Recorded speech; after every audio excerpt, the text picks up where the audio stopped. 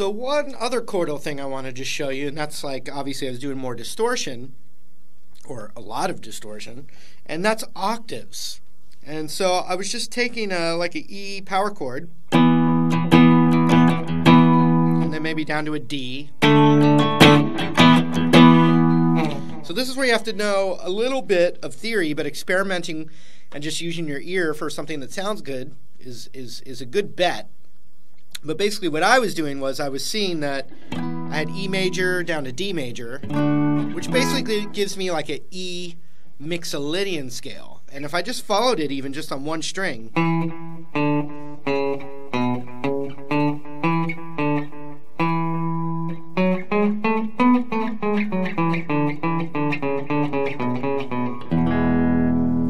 if I can follow it a little bit, and we'll just go like this, a 5-7, where 7's the root, and a whole step, and another whole step, and a half step. Let's just stick with those. So 12, 11, 9, 7, 5, 7. Now instead of that spread voicing,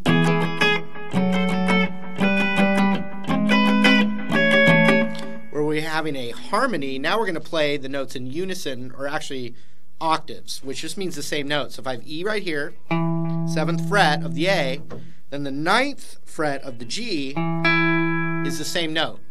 Same technique as that spread voicing, but now I'm muting everything else. So the top string's muted by my index. Hear that? That's muted. Now we hear that G string. And then the B and the high E are muted. So we're only hearing two strings, the A string and the G string.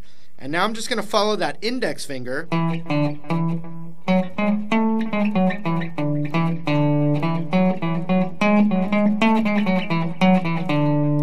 then I also know that I have an E major, and then I have a D major.